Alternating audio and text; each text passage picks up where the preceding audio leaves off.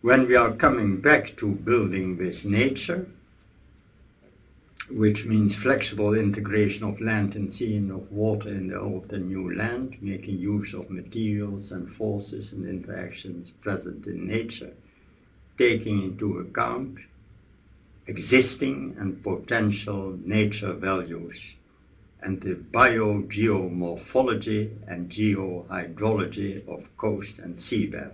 So we have to consider the history and characteristics of all the coasts under consideration. To be precise regarding forces and interactions and materials, we are using more than before the materials, forces and interactions present in nature.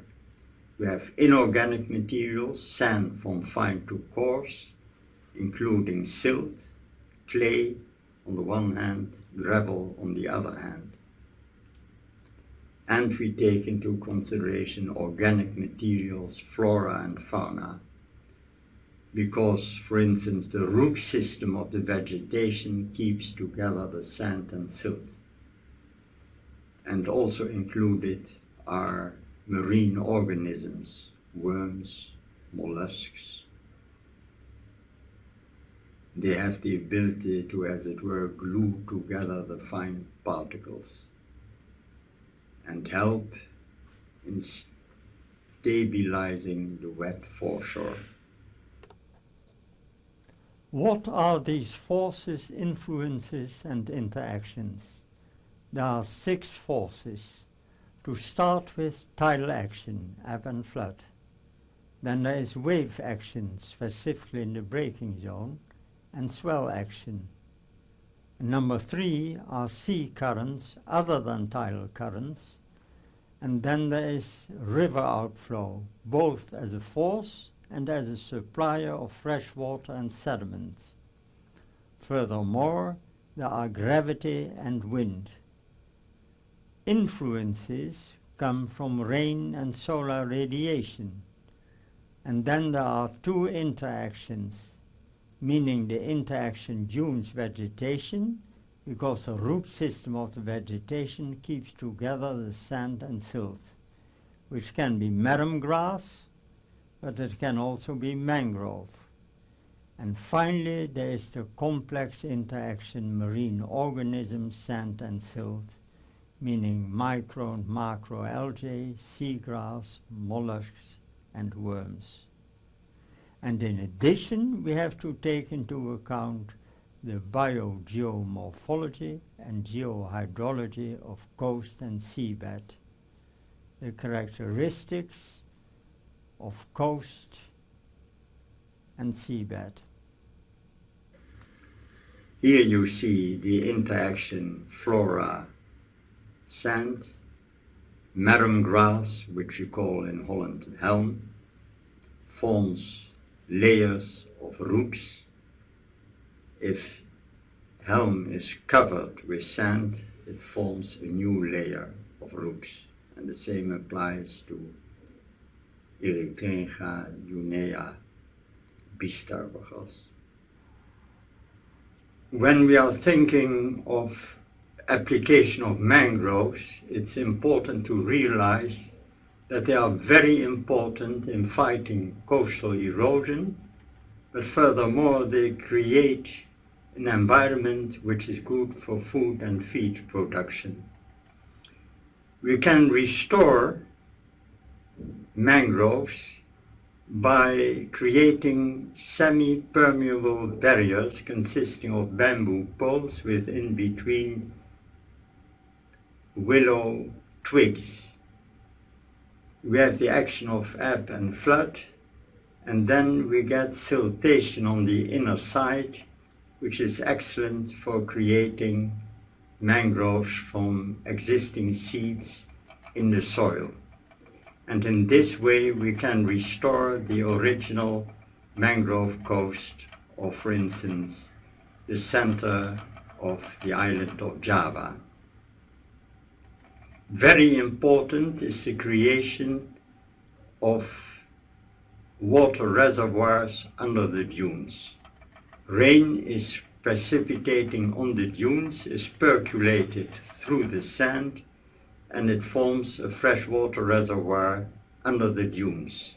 By heightening and widening the dune, we can increase the water reservoir, and at the same time we have an instrument in fighting the intrusion of salt water in the existing hinterland. We also have to take into consideration the various boundaries from the coast in the direction of the sea. We have the municipal boundary, the provincial boundary, the 3-mile zone, the territorial sea boundary, as well as the exclusive economic boundary and the continental shelf boundary. When we apply land reclamation, various of these boundaries are extended in the direction of the sea, others are already fixed boundaries. We apply various dredging methods in acquiring the new land using special equipment like trailer suction hopper ships, dredging ships.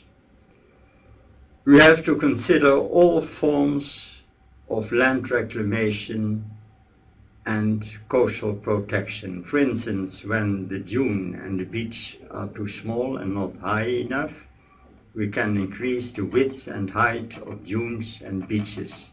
We can apply parallel breakwaters, T-groins and groins.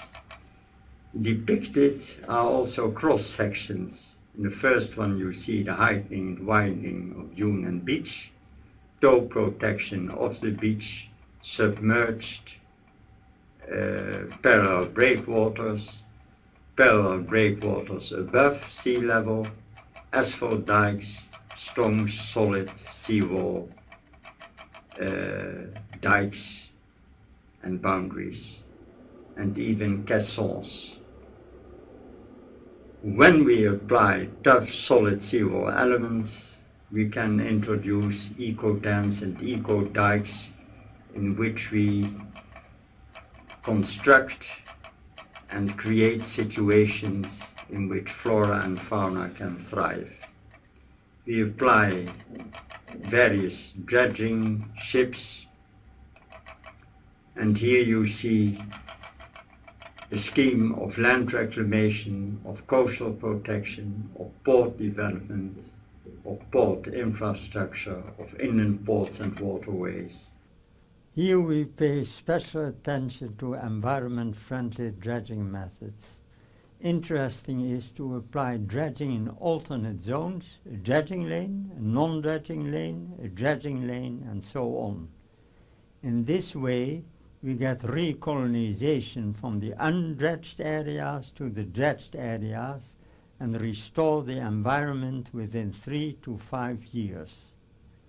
We can also apply subsurface dredging and application of silt screens in the vicinity of coral reefs, which cannot stand coverage with fine sandy particles.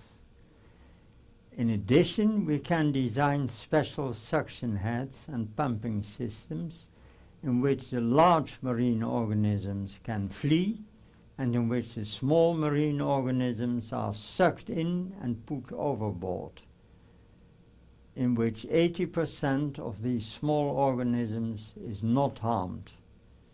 And we can apply eco-efficient dredging instead of shallow dredging over large areas, deep dredging over small areas combined with seabed landscaping. The reason is that most of the organisms that live in the soil reside in the upper 60 centimeter of the seabed. So instead of dredging a large part of an area to a depth of 1 meter, we can better dredge a much smaller area to 20-meter depth. Then we do not harm a large surface area by destroying much seabed life. We have discovered if the bottom of the nourishing pit, which is used to use sand, we construct the seabed in such a way that we have hills and valleys, and then it appears that we have 5 times as much marine organisms. A sixth factor is the application of sustainable energy for dredging operation. These are all environment-friendly dredging methods aiming at sustainability.